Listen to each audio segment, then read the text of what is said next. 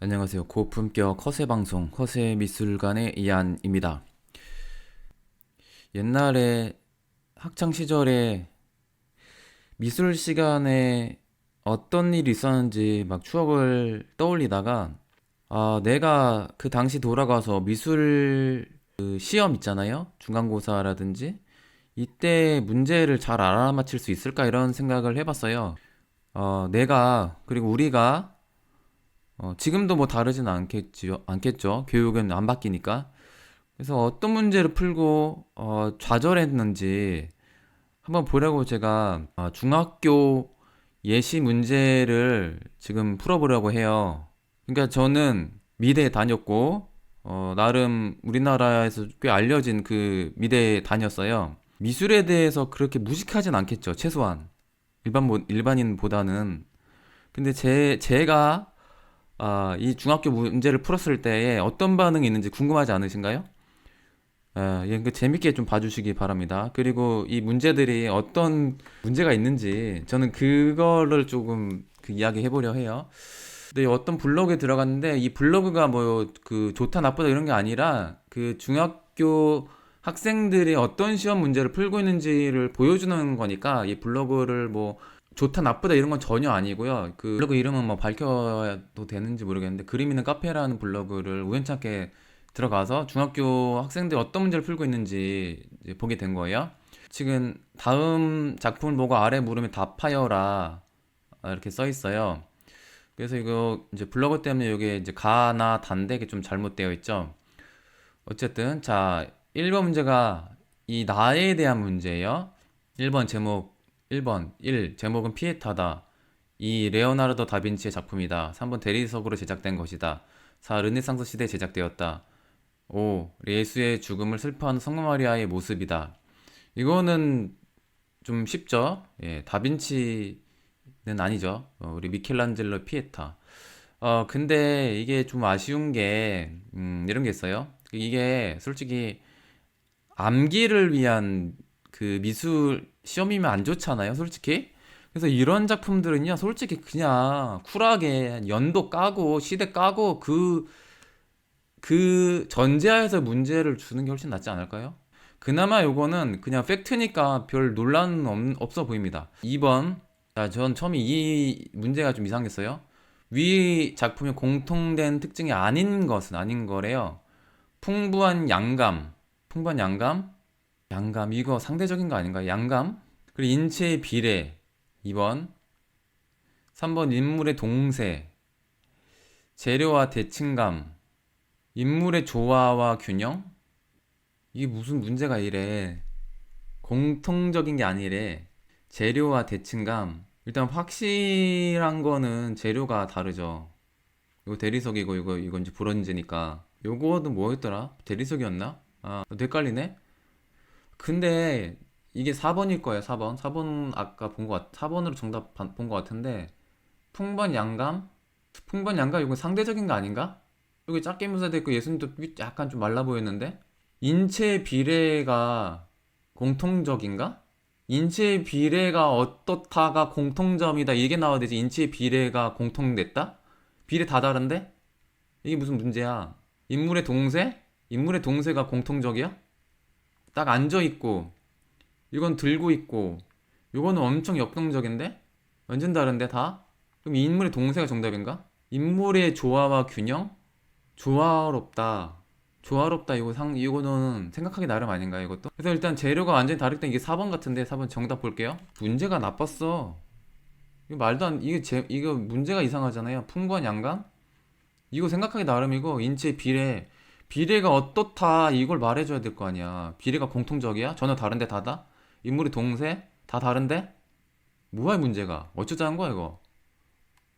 이거 문제 좀 별로였고요. 그 다음에 다음 주 르네상스 시대의 미술에 대해 설명으로 잘못된 것이래요. 명암법, 원근법이 그림에 적용되었다. 예, 뭐 이건 맞는 것 같아요. 르네상스. 기법 스테인드 글라스와 모자이크를 사용하였다. 근데 여기에 2번 같은데 동사에 많이 썼으니까 인간성 회복을 바탕으로 15세기, 16세기 미술이다. 4. 대표적인 작가로 미켈란젤로 다빈치 등이 있다. 5번 최후의 만찬, 최후의 심판 등이 이 시대에 그려졌다.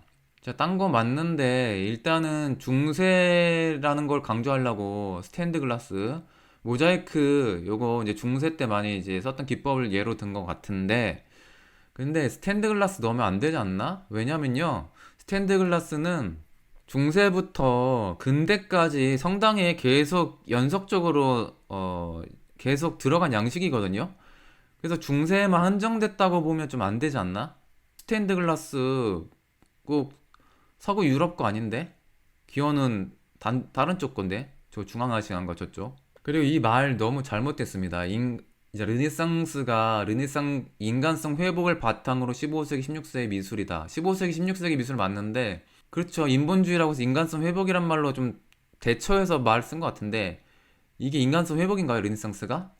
자, 신들을 발견한 이유가 대략 이제 르네상스 시대로 보고 있는데, 자, 이때 그 신들을 발견하고 얼마나 많은 아메리카 원주민들을 학살했죠? 전 인류가 아니라 일부, 예, 모든 유럽인도 아니고 그 중에서 일부 엘리트 계층의 문예 부흥 운동일 뿐이에요. 그렇게 따지면 너무 한정적이거든요. 근데 이거 어떻게 인간성 회복이에요? 엄청나게 많은 노예 거래가 있었고, 엄청나게 많은 사람들 학살했었고, 예, 인간성 말살의 시대라고 보는 게 더 맞지 않나? 그건 논란이 있는데 이걸 어떻게 이렇게 써야 되지? 이게 단정될 수 없는 거죠, 이 문제가. 이거 전형적인 뭐 비잔틴 양식 중세 미술인데, 와, 저는 근데 이 영어 보고 나 깜짝 놀랐어요. 중간 혼합? 모자이크, 포르타주, 테오도라 황후 이거 애들이 어떻게 알아 이걸 역사적인 것까지. 너무 어렵다 이거. 일단 확실히 아는 게 프로타주는 찍는 거니까 아니겠죠. 그게 4번인 것 같은데 이게 무슨 말이야 중간 혼합. 그래서 제가 이게 무슨 용어인가, 나는 대학 다닐 때 전혀 이런 말을 들어본 적이 없어요. 근데 이걸 좀 찾아보니까 우리 뭐 그 중학교나 교등학교 미술 문제에 쓰는 용어더라고요. 뭐 혼합을요 병치혼합 이런 걸로 나눠놨어요. 근데 나는 학교 다니면서 이런 말 쓴 적이 한 번도 없는데, 그래서 난 이게 이런 용어가 뭐지? 그리고 여러 그 미술 그 이제 연구하다가 논문도 봤지만 이런 용어를 논문에서 거의 접한 적이 없는 것 같아요. 이거를 왜 중학교 애들이 이런 걸 알아야 되지? 이 교과서에서만 쓰는 용어 아닌가 이거? 이거를 왜 애들이 알아야 되는 건가? 저는 이해가 안 가요. 아래 그림은 고달픈 현실의 세계를 꾸밈 없이 표현하였다. 이와 같은 유파의 화가는, 예, 이거 사실주의니까 뭐 쿠르베겠고, 인상파에 영향을 주었던 20세기의 현대 회화의 선구자로 불리는 화가는, 이거는 뭐 세잔이겠는데, 근데 이거 문제가 좀 그렇다. 자세히 그 원리를 잘 알고 있지 못하는 학생들에게 이건 암기밖에 안 되거든요. 세잔이 모든 물체를 들여다보며 그 안에 원기둥, 원뿔, 구 모양으로 되어 있으면 알 수 있어. 뭐 이런 말을 했는데, 이게 이제 결국에 큐비즘에 영향을 줬다고 뭐 보통 알려져 있잖아요. 근데 제가 봤을 때 요것도 너무 한정적인 범위라고 저는 보거든요. 이 기하학도형으로 세상을 이렇게 단순화하는 거. 근데 이거를 학생들이 다른 공부하기도 바쁜데 이런 거를 이해한 상태로 이걸 볼까 과연? 아니겠죠? 그냥 세자는 입체파 영을 줬다 이렇게 암기하겠죠. 왜 그런지도 모르겠고. 중학생 혹시 보신 분 암기하지 말고 이해한 분 계시나요? 솔직히? 알고 세잔이라 뽑을 수 있나? 난 옛날에 나 전혀 몰랐는데? 난 세잔도 몰랐던 것 같은데 중학교 때? 세잔 알았나? 이름은 들어봤을 것 같아. 이건 좀 암기예요, 암기. 이거 암기는 전혀 도움이 안 됩니다. 다음 글에서 설명하는 그림의 종류는 구체적인 자연의 형태에서 벗어나 순수한 조형 요소로 표현한다. 점선면의 기하학적 요소나 단순한 색채로 화면을 구성하기도 한다. 새로운 재료와 방법을 알아서 작가의 생각과 감정을 다양하게 표현해낸다. 추상화인데 정답이, 작가의 생각과 감정을 다양하게 표현한다. 작가의 생각과 감정이 안 보이는 그림도 있는데 예? 전혀 읽히지 않은 그림도 있는데, 구체적인 자연의 형태에서 벗어난 순수한 조형 요소 그런 거 없이 그냥 막 그리다 화가도 있는데, 아무튼 이거 뭐 좀 그렇다 치고, 자, 이거는 뭐 게르니카 피카소 유명하죠. 그림의 제일 중요한 주제며 작품의 의미에 대해서 문제에서 다루면 좋겠는데, 그런 거는 없고 거리가 먼 것은 이렇게 해놨잖아요. 그러면 이거 역시 남기밖에 안 되죠.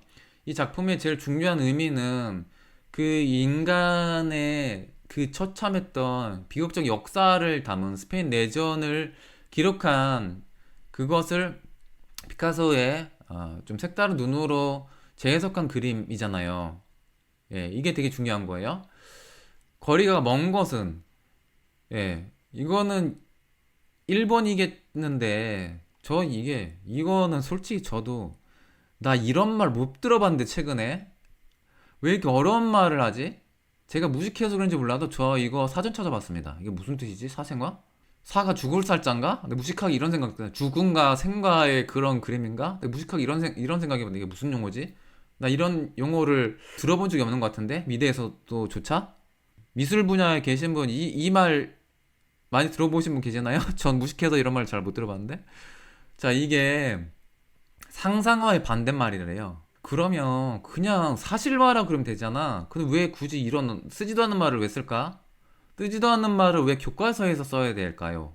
그것도 중학생들이 미술만 공부하는 아닌 다른 공부하기 바쁜 중학생들이 왜 쓰지도 않는 위 사생활라는 말을 왜 이 예시에 들으냐 이거예요. 이게 문제 가관입니다. 자, 이게 딱 그 후기 인상주의의 전묘도 기법이죠.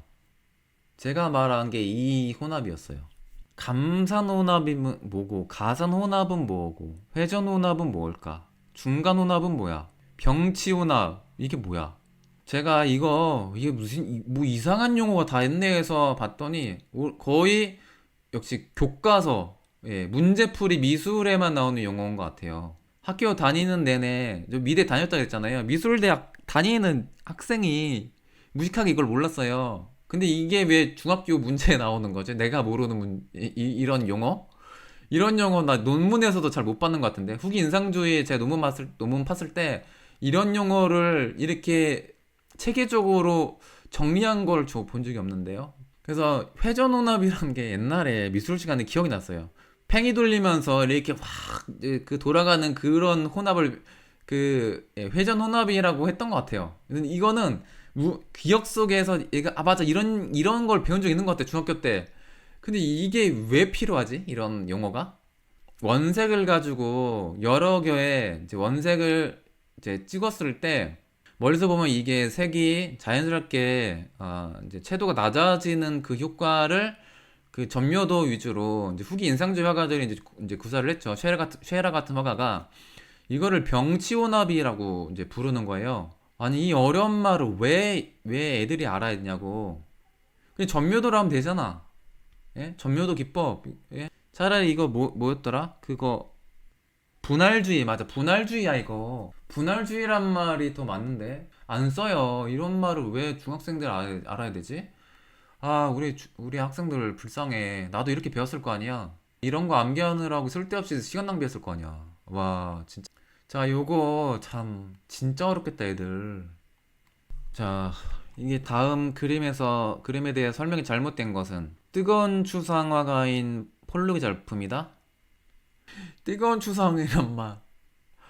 이것도 잘 안 쓰지 않나? 투명 수채화에 맑고 부드러운 느낌이 살아있다? 2번인 것 같은데 캔버스 물감에 흐리고 뿌리고 흘리는 방법. 그리는 사람 열띤 감정이 잘 나타낸 작품이다? 잭슨 폴락이 열띤 감정이 있는지 어떻게 알아 우리가? 현대 회화사에서 일대 혁신을 가져온 액션 페인팅이다. 이거 너무 교과서적이다. 2번이겠죠. 수채화가 아니니까. 자, 다음 글과 관계 있는 작품은 현대 조서 작품은 순수한 조형 요소를 이용하여 독창적인 방법으로 나타내기도 하고 생활 주변의 물체를 이용하기도 합니다. 이런 오브제는 물체를 뜻하며 작품화하면 원래 용도와 기능은 무의미해지고 새로운 의미의 작품이 존재하게 됩니다. 야, 문제 진짜 어렵겠다, 애들. 오브제란 말을 어떻게 알아, 애들이. 저 오브제란 말 대학교에서도 못 알아먹었어요. 무식해서. 교수님이 이게 무슨 말을 한 거야? 오브제가 뭘까? 오브젝트인가? 이게 뭐지? 레드메이드 지상의 셈을 말하는 거죠. 이게 레드메이드의 그 말을 이렇게 어렵게 써놨는데 교육이 솔직히 이걸 쉽게 이해하도록 하는 게 중요한 거 아닌가요? 쉽게 말하면 이전에 그 싸구려 변기통 따위가 예술이 되는 시대를 만든 게 레디마이드 아니야. 근데 이거 너무 어렵다. 애들의 눈높이에 맞게 쉽게 이해 가게끔 좀 해줬으면 좋겠는데. 근데 이건 좀 난이도를 위한 난이도 문제인 것 같아요. 예. 좀 그렇습니다. 좀 이건 문제. 예, 아래와 같은 대중문화와 소비사회를 상업적인 기법으로 과감하게 복제하는 특징을 지닌 미술은 팝아트. 이거는 뭐, 그나마 좀 확실한 그 문제이긴 하네요. 예. 아무튼 그렇습니다. 그래서, 우리가 다른 분야도 그 교육이 너무 암기식이고 시험을 위한 교육인 게 문제점인데 미술은 필기가 중심이 되면 안 되는 그 교육인 것 같아요. 그 중에서도 다른 교육보다도 일단은 체험이 가장 중요하다고 봅니다. 그래서 필기는 정말 지식 같은 거는 암기 같은 거는요 기본적으로 다 설명을 해주고 원리를 정말 이해했나를 묻는 문제를 내줘야 돼요. 난이도도 암기가 난이도가 어려우면 안 돼요. 저도 어려운데 이거 순서 왜 어떻게 알아 아이들이. 역시 미술 문제 맞네. 문제는 어른이 잘못했다 얘들아 미안하다. 아직도 미술 문제가 이렇게 아직도 이런 거를 풀고 있는 너희들한테 어른이 미안합니다. 자, 아무튼 혹시 중고등학생들 미술 문제 관련해서 댓글에 좀 남겨주시거나 이메일을 좀 보내주세요. 너무 어려운 문제다. 이거 우리가 알기에 너무 어렵지 않냐. 이런 의문이 드는 문제 있으면요. 저한테 좀 제보해 주시기 바랍니다. 그럼 제가 좀 재밌게 문제를 풀이하면서 좀 돌려까기를 좀 해보겠습니다. 자, 이것으로 마치고 방송을 마치겠습니다. 감사합니다. 저는 이한이었습니다.